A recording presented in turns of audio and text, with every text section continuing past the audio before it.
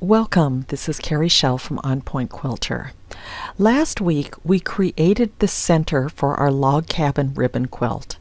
In today's tutorial we are going to create a pieced ribbon block and we are going to add it to a border. Okay, I have opened the project that I created during the last session, and as a reminder I'm going to go to the Quilts tab, and we created two quilts. This was the first one and this was the second. So both were ribbons, one just was a little bit longer than the other. So I'm going to select that first quilt and select Edit. And I am now going to add a border incorporating that ribbon theme. So in order to do that, I am going to create a ribbon block, but I'm going to use this as my guide. So if we go back to the layout, notice that the layout was 3 by 6.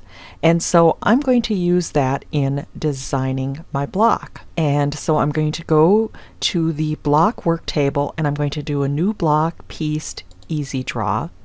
And I'm going to change the size to 3 by 6.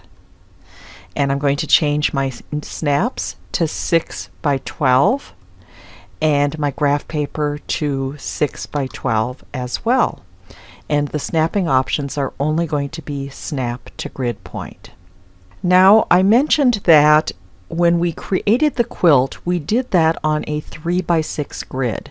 So I'm going to start by incorporating that grid in this particular block. So I'm going to take my grid tool, I'm going to have 3 columns and 6 rows, and I'm going to drag it from the upper left corner to the lower right corner. Now wherever I had a half square log cabin, I'm going to create a half square triangle. So I did that on the first row for the first and third blocks. And to replicate the blocks where I had the dark that filled 3/4 of the log cabin block and the light 1/4, I'm going to create a unit where I have a half square triangle on one side and 2/4 square triangles on the other side. So when we had log cabins that were fully colored, either dark or light, I'm going to make no changes. This would apply to rows 2 and 3. In row 4, I had a half square triangle on 2 sides, and I will use the 3/4 unit in the center. And then in row 5, I had a half square triangle on 2 sides and a 1/4 square triangle in the center. And then in row 6 I had a half square triangle on the 2 outside pieces. So I'm going to go to the Color tab and back to the Draw tab, which is going to bisect all of the lines that I drew.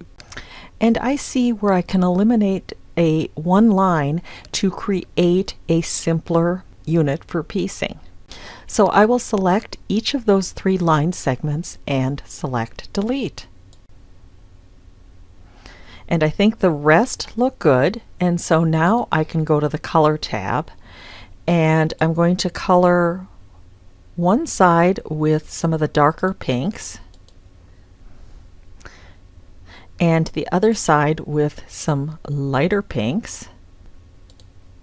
So this will look a little bit like the back side of a ribbon.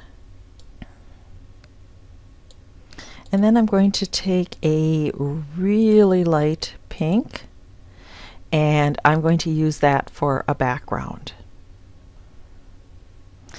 And then I'm going to add that to the project sketchbook.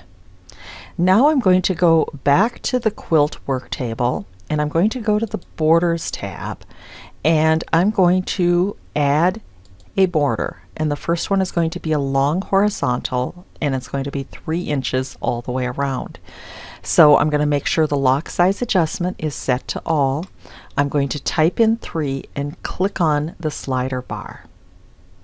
Now I'm going to make note of the size of the quilt, and it is 36 inches by 66 inches. for the next border, I want to include those blocks that we just created. And so I'm going to select Add, and I'm going to select the border type blocks. Now I need to change the sizes of the borders. So the block that we designed was 3 by 6 inches, which means I want the top and the bottom borders to be 6 inches. So I'm going to uncheck the lock size adjustment, change the top to 6, and click on the slider bar. And then I want the left and the right sides to be 3 inches. And so I want to make sure that's 3 and click on the slider bar for that. Now I need to insert the number of blocks. So if the width of the quilt prior to this border was 36 inches and each of the blocks was 3 inches, it means I'm going to need 12 blocks horizontal. Now if the length prior to this border was 66 and each of the blocks was 6 inches tall, that means the vertical should be 11.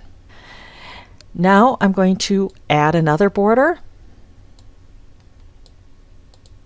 and for this one I am going to turn the lock size adjustments back to all and change that to a 3-inch long horizontal, and then I'm just going to clone that and add another one. So now I need to populate my borders. So I'm going to go to the Design tab. With the Set block, I'm going to find that ribbon block that was created in EasyDraw, and I am going to first of all populate the corners, and then for the top row I'm going to do every other block with 2 adjoining blocks in the center, and I'm going to do the same thing on the bottom. And for the sides I'm going to do every other block. And then I'm going to go to the fabric tools and I'm going to color the borders, and if I use the control key I can color all the sides at once, and I used the eyedropper to find the fabrics that I had used in the first, and I am going to use swap color, and I'm going to use that background and I'm going to replace it with replace the background that I used in the block. I will also use that same background for the first border. So I'm going to go ahead and add this to the project sketchbook. Then I will select Hide Show Quilt Patch Lines to get the final look of what the actual quilt will look like. For additional tips and techniques, please subscribe to my weekly newsletter at www.onpointquilter.com.